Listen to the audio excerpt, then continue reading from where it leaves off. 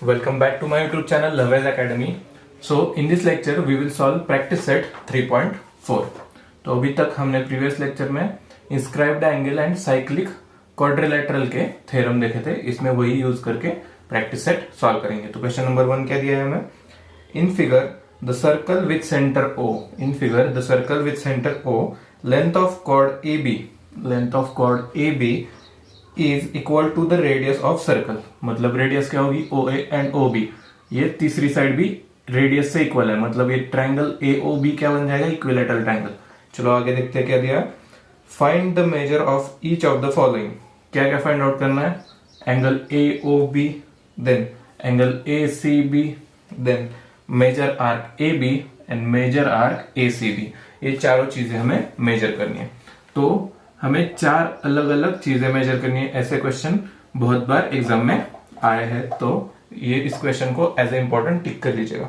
तो पहला सॉल्व करते हैं. किसके लिए क्या फाइंड आउट करना? पहला angle AOB is equal to question mark. तो हमें ये पहले सेंट्रल एंगल, ये क्या बनेगा? हमारा सेंट्रल एंगल बनेगा. तो पहले तो seg OA congruent to seg OB. Reason क्या बनेगा? क्योंकि अब हमें कंसीडर क्या करना पड़ेगा? ट्रायंगल AOB, जो क्या आ रहा था हमारा? Equilateral triangle. क्योंकि क्या दिया है गिवन में? रेडियस AB कॉर्ड से इक्वल है, मतलब AB is equal to OB is equal to OA. मतलब ट्रायंगल के तीनों साइड क्या हो जाएंगे? कॉन्ग्रुएंट. तो इसका पहले हमें प्रूव करना पड़ेगा. यहां लिखता हूं मैं ऊपर, इन ट्रायंगल AOB. तो AOB में seg OA is congruent to seg OB. Reason क्या आ जाएगा? Radius of circle. Then again अब OA एंड OB हमारे कॉन्ग्रुएंट बन गए. और एक चीज क्या बता सकते कि AB कॉर्ड रेडियस के इक्वल है, हमें गिवन में दिया था. तो लिखेंगे seg AB congruent to seg OA congruent to seg OB. इसका reason given. So triangle AOB क्या बन जाएगा हमारा? Equilateral triangle. यहां लिखेंगे इक्विलैटरल ट्रायंगल, शॉर्ट में लिखता हूं. तो इक्विलैटरल ट्रायंगल बनेगा, मतलब ट्रायंगल के तीनों साइड्स एक दूसरे से इक्वल हो जाएंगे. इक्वल होंगे तो हमारे हर एक एंगल की मेजरमेंट क्या बनेगी? 60 डिग्री. इक्विलैटरल ट्रायंगल की प्रॉपर्टीज में हमने देखा था. तो हमारा एंगल AOB भी क्या बन जाएगा? 60 डिग्री, जो कि हमें फाइंड आउट करना था. इसका रीजन क्या लिखेंगे? Angle of equilateral triangle. Angle of an equilateral triangle. तो हमारा बन गया AOB. तो अब क्या कैलकुलेट करना है? Angle ACB. तो देखो फर्स्ट हो गया यहां तक. एंगल ACB चाहिए. अब ACB is equal to question mark. तो देखो एंगल ACB कैसे कैलकुलेट कर सकते हैं हम? इंस्क्राइब्ड एंगल थ्योरम से. तो इंस्क्राइब्ड एंगल थ्योरम से ये क्या बता सकते कि ये एंगल अगर हम दो बार, मतलब इसका मल्टीपल 2, मतलब ये दुगना होता है. एंगल ACB से दुगना एंगल AOB होता है. ये हमने कहा देखा था? इंस्क्राइब्ड एंगल थ्योरम में. मतलब कि ACB is half of angle AOB. वहां हमने क्या देखा था? मेजर आर्क AB देखा था, पर यहां सेंट्रल एंगल बन रहा है, मतलब ये angle and measure of this arc same बनेंगे. तो क्या लिख सकता हूं मैं? Angle ACB is equal to half of measure angle AOB. Reason क्या हो जाएगा? Inscribed angle theorem. लिख लीजिएगा इतना, इंस्क्राइब्ड एंगल थ्योरम. मैं शॉर्ट में लिखता हूं, आप फुल सेंटेंस लिख लीजिए. तो inscribed angle theorem. Then AOB का मेजरमेंट हमें पता है क्या है? 60, मतलब 1/2 इंटू 60 हो जाएगा. तो 60 डिवाइड होके बचेगा क्या? 30. 2 से डिवाइड होगा तो 30 बचेगा. तो एंगल ACB क्या बनेगा हमारा? 30 डिग्री, जो कि हमें कैलकुलेट करना था. ACB ये बना हमारा 30 डिग्री, ये बना 60 डिग्री. यहां तक पहुंच गया. थर्ड क्या कैलकुलेट करना है? देखो मेजर आर्क AB. सिंपल है, मेजर आर्क ए बी। तो सेंट्रल एंगल सर्कल का, अगर सेंट्रल एंगल ये सेंटर होगा तो जो सेंट्रल एंगल से वो एंगल बनता है, और जो उसका इंटरसेप्टेड आर्क रहता है वो क्या बताया था मैंने, जो इसका एंगल होगा वही उसका मेजर आर्क का भी मेजर वही होगा। मतलब ये 30 डिग्री आ रहा है तो ये भी major of this arc will be 30 degree. तो यहां भी सेम हो जाएगा। हमारे पास देखो सेंट्रल एंगल क्या बन रहा है 60 डिग्री, मतलब मेजर आर्क क्या बन जाएगा 60 डिग्री, ऑब्वियस है उसका। तो लिखेंगे measure arc A B is equal to measure angle A O B. इसका रीजन क्या बताएंगे आप, definition of major of minor angle लिखो यहां, definition of measure MEASURE sorry, measure of minor angle. तो मतलब कि मेजर आर्क ए बी क्या बनेगा हमारा 60 डिग्री। तो नोट डाउन कर लो, थर्ड का आंसर 60 डिग्री। देन हमें क्या कैलकुलेट करना है, आर्क ए सी बी। तो major arc A C B is equal to, कहा है major arc A C B, ये बड़ा आर्क। तो हमने क्या पढ़ा था, sum of major of all arcs of a circle क्या होता है 360 डिग्री। मतलब major arc A B plus major arc A C B क्या बनेगा 360 डिग्री। तो यही लिखेंगे reason, major arc A B plus major arc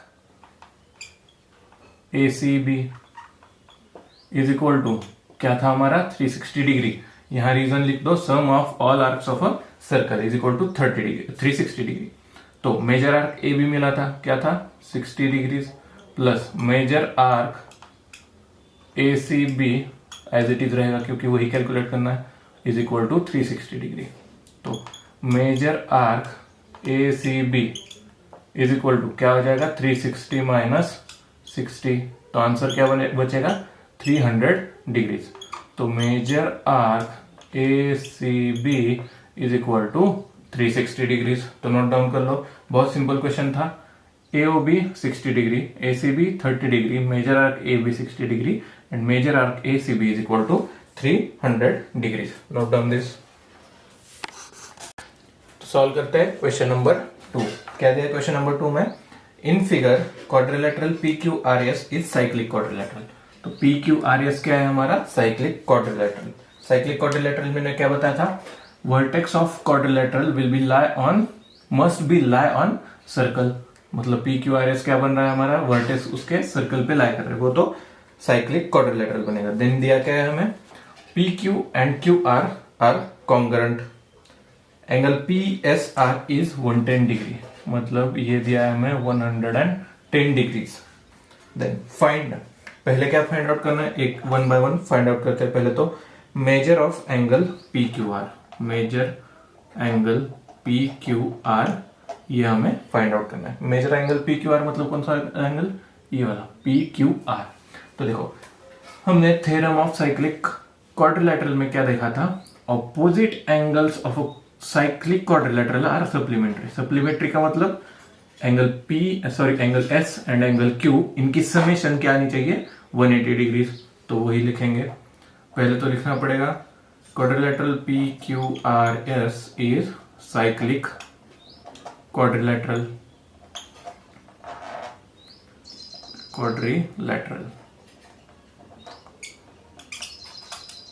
cyclic quadrilateral बनेगा मतलब angle PSR plus angle PQR will be 180 degrees.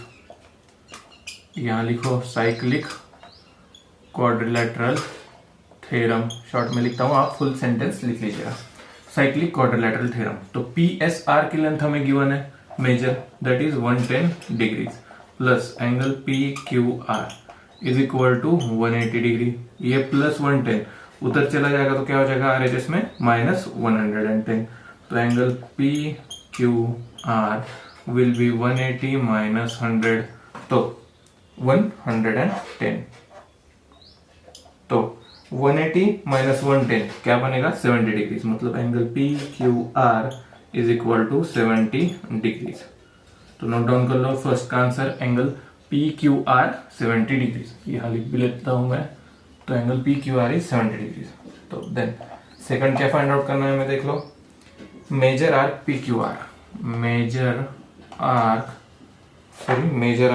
P Q R, major of arc P Q R. P Q R कौन सा arc बन रहा है यहाँ, तो देखो सर्कल को थोड़ा सा ऐसा रोटेट कर दो, कैसा सर्कल बनेगा हमारा, ऐसा, ये लाइन, ये कुछ तो भी ऐसा आ रहा है, यहाँ सेंटर एंड देन ये।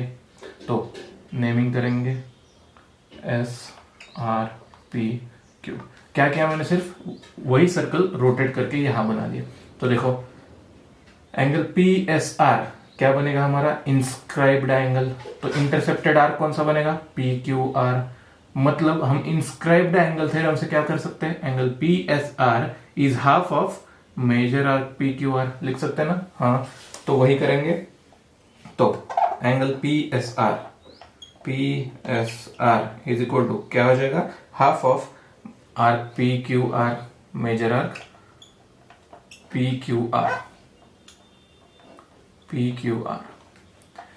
थोड़ा इमेजिनेशन कर लो, इमेजिनेशन करने की भी जरूरत नहीं, मैंने सर्कल को रोटेट करके यहां वैसा का वैसा बना दिया। तो ये क्या बन जाएगा हमारा, इंस्क्राइब्ड एंगल। तो ये क्या बनेगा हमारा, इंटरसेप्टेड आर्क। तो क्या होता है, हमने थ्योरम से देखा था, वो half of the inscribed angle होता है।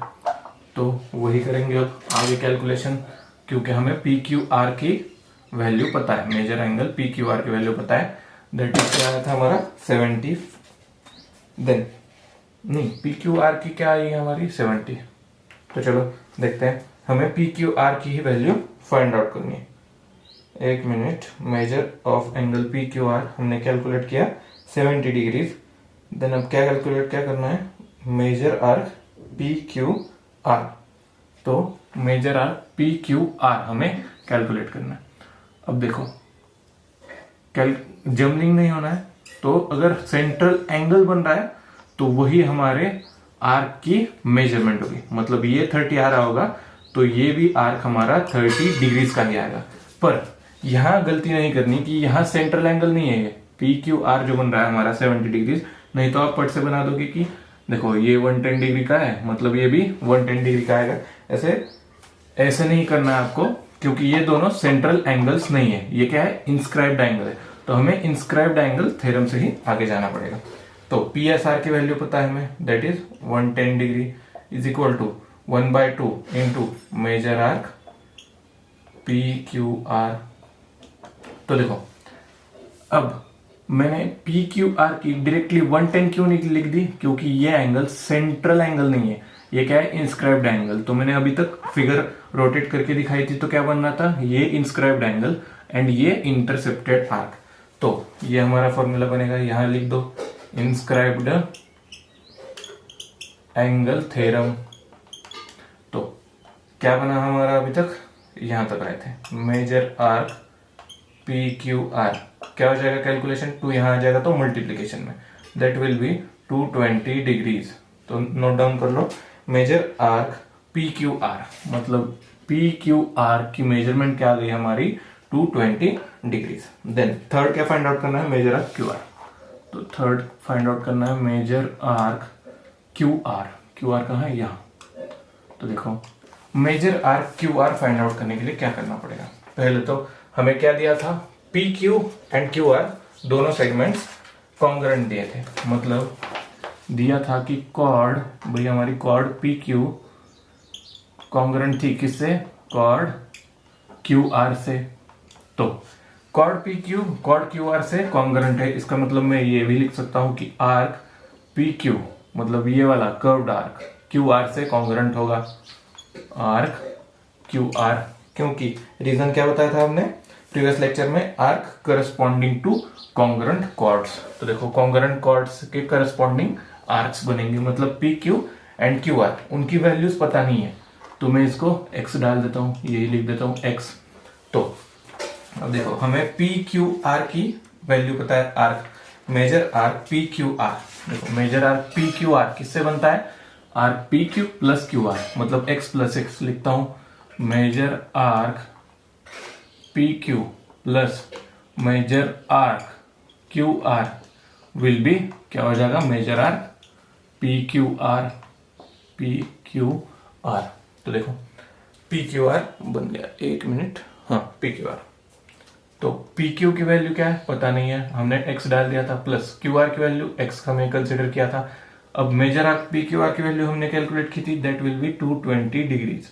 Then x plus x 2x is equal to 220 degrees. x is equal to, यहाँ डिवीजन में चला जाएगा तो क्या बचेगा 220 divided by 2 and that will be divide करके हो जाएगा 110। मतलब हमारी x की value x is equal to 110 degrees. तो देखो major arc P Q and major arc Q R दोनों की जो मेजरमेंट होगी हमारी वो क्या आएगी 110 डिग्रीज। तो यही हमें कैलकुलेट करना था। तो लिखेंगे measure arc P Q is equal to measure arc Q R is equal to 110 degrees. तो नेक्स्ट फोर्थ क्या कैलकुलेट करना है हमें, तो एक मिनट देख लेता हूं मैं। Measure angle P R Q, measure angle P R Q मतलब कौन सा वाला angle P R Q. Same है, फिगर रोटेट कर दो क्या बनेगा, तो इस तरह से कुछ बनेगा P R Q, P R Q मतलब पी आर क्यू ऐसे इमेजिन कर लो, ये पार्ट छोड़ दो। तो P R Q, P R Q ये क्या बनेगा, इंस्क्राइब्ड एंगल। देखो वर्टेक्स यहाँ है, उसके एंड पॉइंट सर्कल पे ही लाई कर रहे हैं, मतलब ये एंगल इंस्क्राइब्ड एंगल बनेगा। Angle P R Q is inscribed angle. P R Q is equal to half of क्या बनेगा, आर्क पी क्यू, जो कि हमने थ्योरम में देखा था वही यूज करेंगे। तो angle P R Q is equal to half of measure arc P Q. इसका रीजन लिख लो, इंस्क्राइब्ड एंगल थ्योरम। तो 1/2 into measure arc P Q की वैल्यू क्या है 110 डिग्रीज। तो ये डिवाइड कर देंगे तो क्या बचेगा 55। तो angle P R Q will be 55 degrees. तो नोट डाउन कर लो फर्स्ट का answer, that is angle P Q R 70 degrees. Measure arc P Q R, major arc P Q R 220 degrees. Third का आंसर मतलब Q R, R Q R 110 degrees and angle P R Q will be 55 degrees. Note down this. Solve करते हैं हमारा question number 3। क्या दिया question number 3 में, quadrilateral P R M R P N is cyclic quadrilateral. Angle R is equal to 5x minus 13 degrees. Angle N is equal to 4x plus 4 degrees. Find the measure of R and N. तो देखो quadrilateral क्या बन रहा है हमारा, M, एक minute देख लेता हूं मैं, M R P N, M R P N ये बन रहा है हमारा साइक्लिक क्वाड्रिलेटरल। रफ फिगर बना रहा हूं, सिर्फ आप देखो। हमें आर की वैल्यू पता है, that is 5x minus 13 degrees and यहाँ 4x प्लस 4 डिग्रीज, मतलब आर एंड एन की वैल्यूज पता है। तो इसी से ही हम क्या कैलकुलेट कर सकते हैं, जो कि देखा था हमने, opposite angles of a cyclic quadrilateral.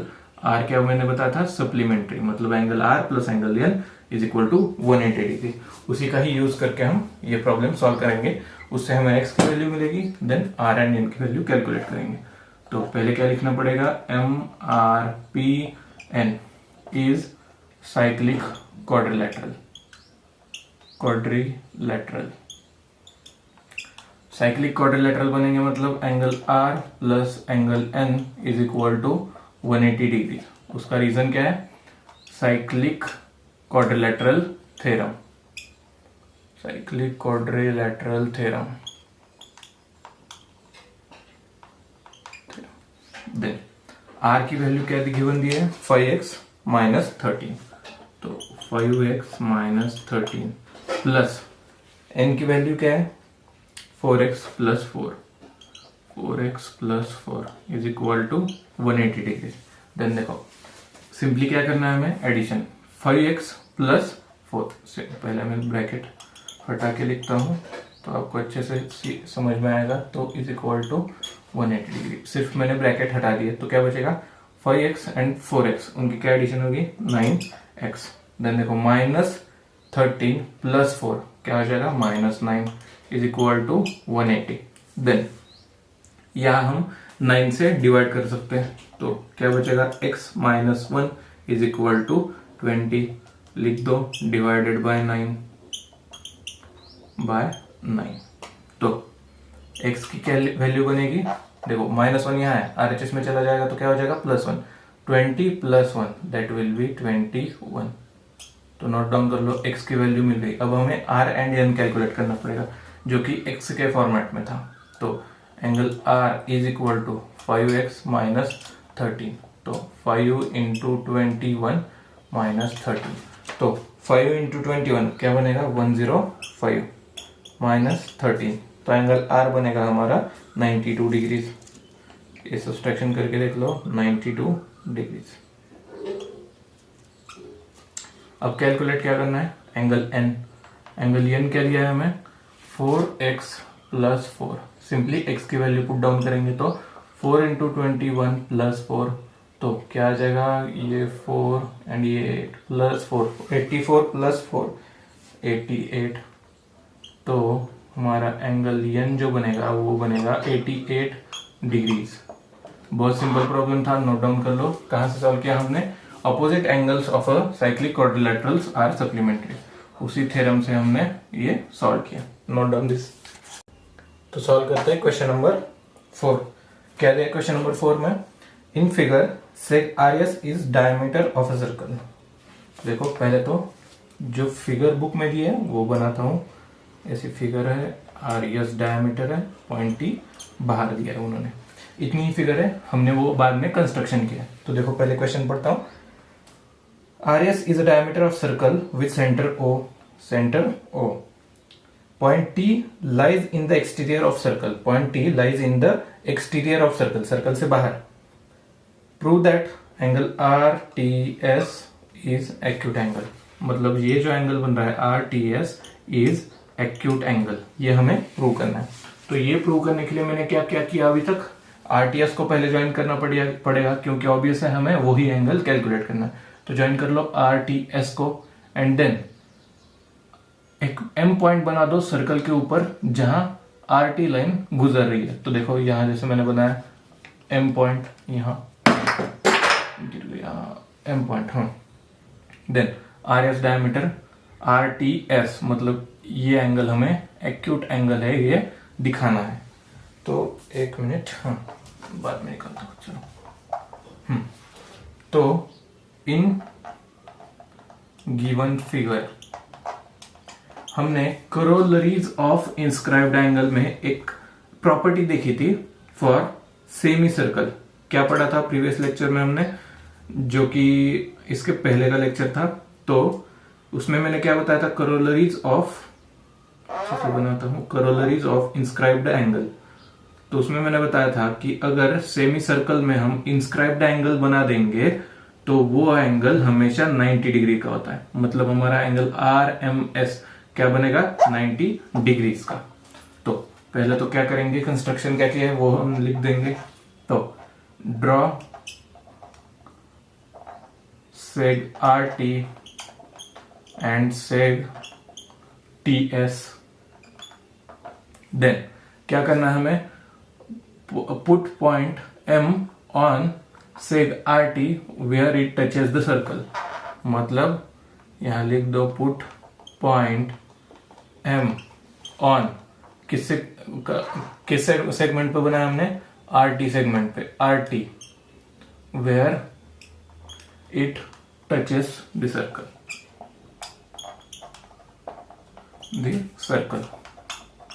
Then देखो अब जो मैंने करोलरी बताई थी उसके हिसाब से एंगल RMS क्या बन जाएगा 90 डिग्रीज का। तो देखो angle RMS will be 90 degrees. क्या लिखेंगे, करोलरीज ऑफ इंस्क्राइब्ड एंगल, शॉर्ट में लिखता हूं, इंस्क्राइब्ड एंगल के करोलरीज प्रॉपर्टीज के हिसाब से angle RMS is equal to 90 degrees आ गया। देन हमारा बचा एंगल कौन सा, वो एक ही लाइन पे बन रहा है। देखो यहां 90 हो जाएगा तो ये भी एंगल 90 हो जाएगा, मतलब angle SMT will be 90 degrees. Angle SMT is equal to 90 degrees. तो देखो अब ये 90 डिग्री बन जाएगा, मतलब ये एंगल 90 डिग्री बन जाएगा। तो ट्रायंगल एस एम टी क्या बनेगा हमारा, राइट एंगल्ड ट्रायंगल। तो triangle S M T is right angled triangle, angled triangle.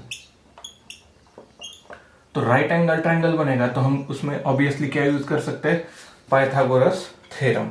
तो पाइथागोरस थ्योरम वो भी यूज कर सकते हैं, and Pythagoras theorem actually use करने की जरूरत नहीं है आपको, क्योंकि हमें सेगमेंट नहीं एंगल शो करना है कि ये एक्यूट एंगल है। तो एक चीज मैंने बताई थी, एक जनरल चीज की, ट्रायंगल के तीनों एंगल की समेशन क्या होती है, 180 डिग्रीज। तो राइट एंगल्ड ट्रायंगल, तो angle S M T plus angle M T S plus angle T S M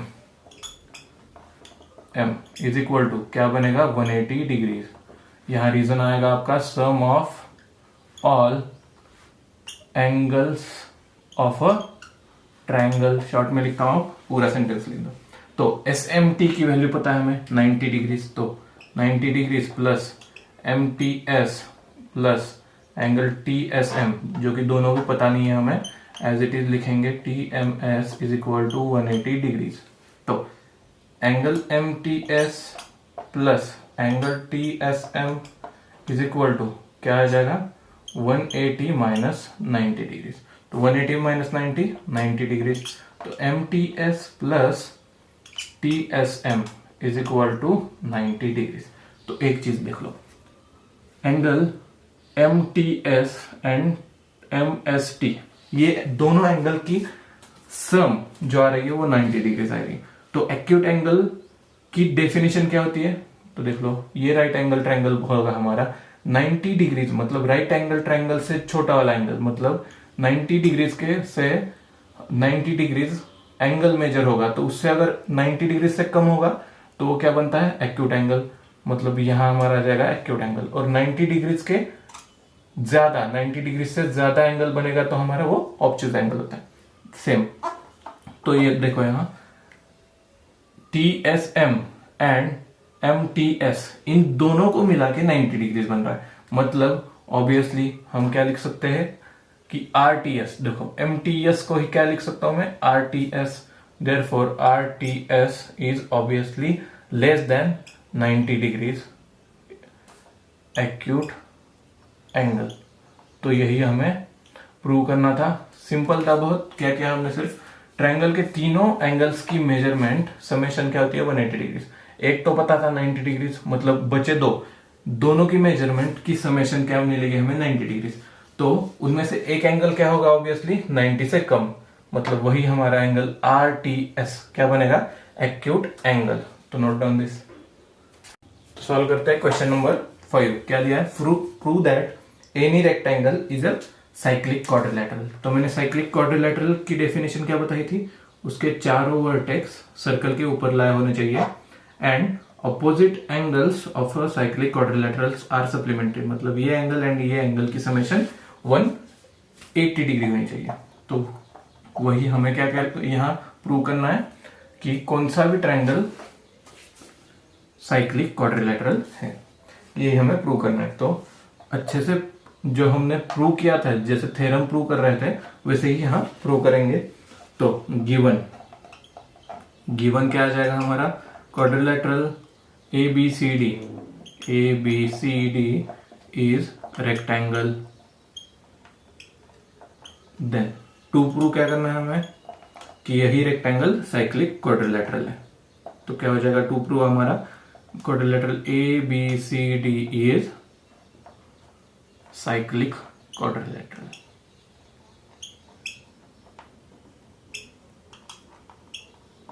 तो देखो ए बी सी डी हमें साइक्लिक क्वाड्रिलेटरल है, ये प्रूव करना है। तो प्रूफ में क्या आ जाएगा, तो पहले तो गिवन क्या है हमें, A B C D is rectangle. Rectangle की प्रॉपर्टीज कौन सी होती है, रेक्टेंगल के चारों एंगल्स क्या होते हैं, 90 डिग्रीज के। रेक्टेंगल के अपोजिट साइड्स क्या होते हैं, इक्वल होते हैं। यहां तक हमें रेक्टेंगल की प्रॉपर्टीज पता है, मतलब कि angle A plus angle B plus angle C plus angle D is equal to 360 degrees. Then उसमें से भी हमें एक प्रॉपर्टी जो पता थी वो क्या है, एंगल ए, वो भी लिखना पड़ेगा, angle A plus angle A is equal to angle B is equal to angle C is equal to angle D is equal to 90 degrees. All angles of rectangles are right angle triangle, जो हमने पढ़ा था। यहां लिख दो definition of rectangle.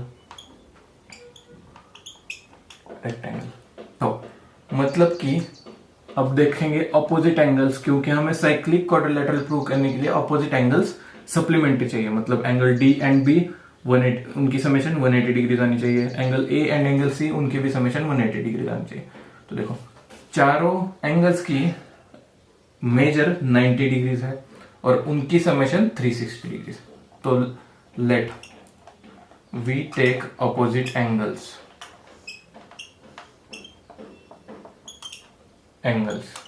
तो opposite angle क्या बनेंगे, angle A and angle C. तो वही करेंगे, angle A and angle C is equal to angle A and angle C की measurement 90 degree plus 90 degree, summation क्या आ जाएगी 180 degree. Similarly B and D के लिए देखते हैं, चलो angle B plus angle D is equal to same as that of previous 90 plus 90, that will be 180 degrees. तो इसका रीजन क्या हो जाएगा, converse of cyclic quadrilateral theorem. लिखो यहां converse of cyclic quadrilateral theorem में क्या देखा था हमने, ऑपोजिट साइड्स अगर सप्लीमेंट्री होंगी तो वो कॉन्ग्रुएंट, वो साइक्लिक क्वाड्रिलेटरल बनेगा। एंड कॉन्वर्स में क्या देखा, अगर ऑपोजिट एंगल्स सप्लीमेंट्री आ रहे हैं तो वो पूरा क्वाड्रिलेटरल साइक्लिक क्वाड्रिलेटरल है। तो यही हमने प्रूव करना था। तो hence proved ABCD is cyclic quadrilateral. Note down कर लो, साइक्लिक क्वाड्रिलेटरल। तो सॉल्व करते हैं क्वेश्चन नंबर 6। तो क्या दिया है, in figure altitude YZ and XT on triangle WXY। तो हमारी XT एंड ZY ये क्या है, अल्टीट्यूड, मतलब यहां क्या बनेगा 90 डिग्री इन ट्रायंगल WXY। तो prove that quadrilateral WZPT is cyclic. WZPT मतलब ये वाला अपर पोर्शन, सिर्फ इतना वाला WZPT, ये क्या बताना है, cyclic. And point XZTY are कौन साइक्लिक पॉइंट्स। तो देखो फर्स्ट क्या प्रूव करना है हमें कि quadrilateral WZPT is cyclic quadrilateral, ये हमें प्रूव करना है। तो देखो एक चीज पता है कि हमें ऑपोजिट एंगल्स आर सप्लीमेंट्री होनी चाहिए क्वाड्रिलेटरल्स के लिए। तो यहां अल्टीट्यूड बन रहा है, मतलब ये दोनों क्या हो जाएंगे, XT WY से परपेंडिकुलर हो जाएगा एंड ZY WX से परपेंडिकुलर हो जाएगा, मतलब ये दोनों 90 डिग्रीज के बनेंगे। तो देखो angle WZY is equal to 90 degrees and angle WTX is equal to 90 degrees. WZY and WTX ये दोनों 90 डिग्रीज बन रहे हैं। इन क्वाड्रिलेटरल WZPT तो ऑपोजिट एंगल्स आर सप्लीमेंट्री चाहिए, मतलब इन दोनों के एडिशन 180 डिग्रीज आती, क्या चेक करते हैं। तो चलो WZY इज इक्वल प्लस चाहिए हमें, plus angle WTX is equal to क्या आ जाएगा 90 प्लस 90 मतलब 180 डिग्रीज। ऐसा आने के बाद हम क्या करेंगे, by converse of cyclic quadrilateral theorem हमारा ये क्वाड्रिलेटरल क्या बनेगा, साइक्लिक क्वाड्रिलेटरल। लिखेंगे by converse of cyclic quadrilateral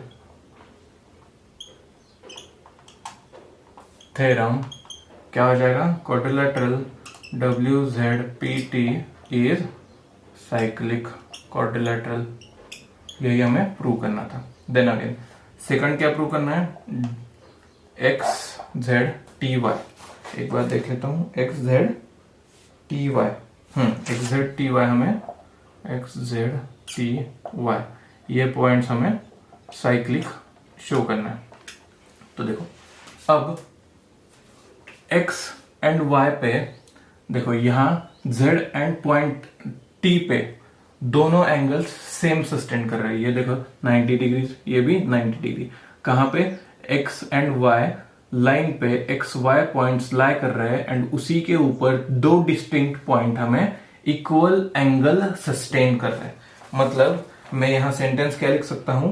if, तो पहले लिखता हूं एंगल कौन से होंगे, X Y, X Z Y, sorry X Z Y is equal to 90 degrees is equal to, दूसरा भी एंगल लिख लेता हूं यहाँ, X Z Y and X T Y is equal to 90 degrees. तो सेंटेंस में क्या लिखेंगे?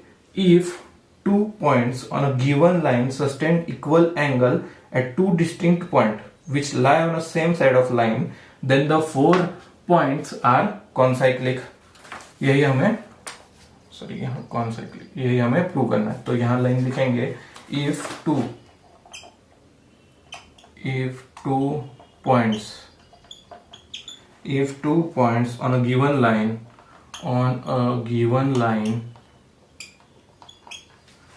line sustain equal angle at two distinct point, sustain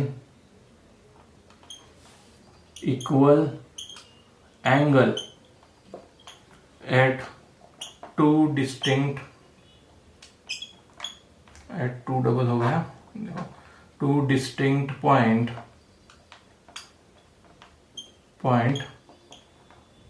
then क्या हो जाएगा? which lie on a same side, ये सेंटेंस भूल गया मैं, which lie on a same sides, then those points are concyclic।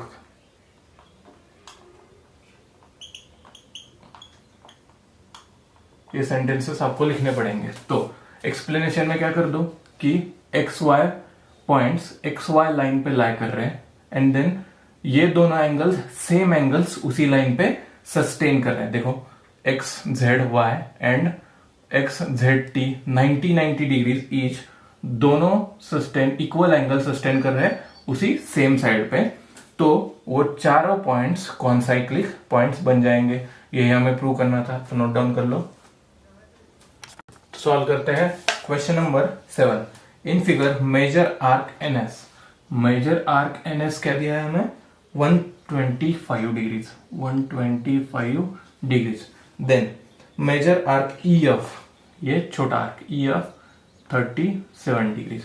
Then find the measure of angle NMS, मतलब हमें NMS का मेजरमेंट फाइंड आउट करना है। तो देखो पहली चीज ये क्या बनेगा, सर्कल रोटेट कर दो, आपको कैसी फिगर मिलेगी?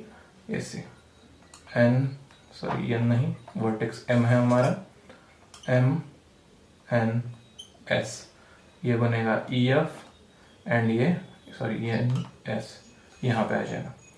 तो ये भी क्या बनेगा हमारा? ये एंगल इंस्क्राइब्ड एंगल बनेगा। इंटरसेप्टेड आर्क कौन से बनेंगे? Arc N S and arc E F. तो एंगल एनएमएस हमें कैलकुलेट करना होगा। तो क्या करना पड़ेगा? Simply measure arc minus minor arc, मतलब जो इंटरसेप्ट करने वाले आर्क है उनकी सब्सट्रैक्शन करनी होगी। मतलब एनएस, रफ में लिख रहा हूं मैं, एनएस माइनस ईएफ, मतलब 125 माइनस 37 करेंगे तो उसका भी हाफ मिलेगा। पहले तो 1 मिनट अच्छे से लिखता हूं मैं। देखो ये बना हमारा सर्कल, ये बना हमारा इंस्क्राइब्ड एंगल। तो इंस्क्राइब्ड एंगल थ्योरम में हमने क्या देखा था? Inscribed angle is half of it's intercepted arc. तो इंटरसेप्टेड आर्क कौन से बन रहे हैं? ये आर्क एंड ये आर्क। तो यहां दो आर्क्स बन रहे हैं, तो सिंपली हमें क्या करना पड़ेगा? एनएस माइनस ईएफ कर दो।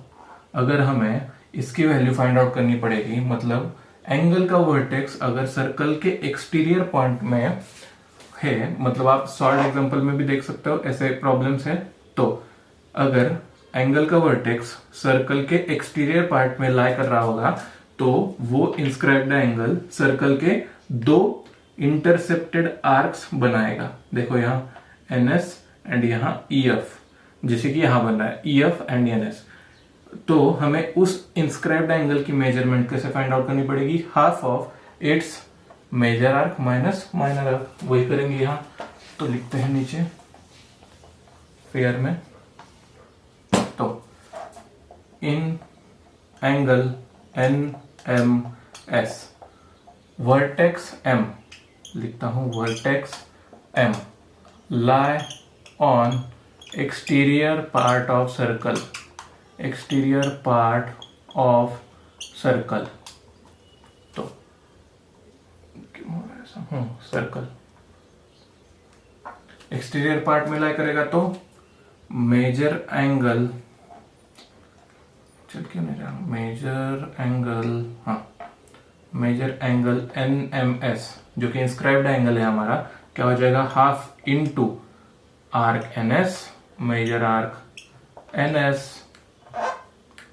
माइनस मेजर आर्क EF बनेगा। तो सिंपल वैल्यूज पुट डाउन करेंगे एंड कैलकुलेशन करेंगे, 1/2 इंटू मेजर आर्क NS क्या है हमारा 125 माइनस EF 37, तो 125 माइनस 37 88, तो 1/2 इंटू 88, तो इसका कैलकुलेशन क्या आ जाएगा, 2 से डिवाइड करके 44, तो measure angle NMS will be 44 degrees. तो नोट डाउन कर दो, यही हमें कैलकुलेट करना था। क्या किया हमने, सिर्फ अगर वर्टेक्स एंगल का वर्टेक्स सर्कल के एक्सटीरियर पॉइंट पे लाई कर रहा होगा तो वो 2 इंटरसेप्टेड आर्क बनाएगा, तो उसकी मेजरमेंट कैसे हो जाएगी, half into measure arc minus minor arc. तो नोट डाउन दिस। सॉल्व करते हैं last problem from this exercise, that is problem number 8। In figure chord AC and DE intersect at B, AC and DE intersect at B। तो देखो ये हमारा central point बनेगा, तो ये सेंटर पे नहीं आ रहा, मतलब अगर हम क्या बताते थे, ये एंगल जो मेजरमेंट होगा वही दिस आर्क का मेजरमेंट होगा, पर इन दिस केस ऐसा नहीं होगा। तो आगे बढ़ता हूं, ये दोनों इंटरसेक्ट होते एट पॉइंट B पे।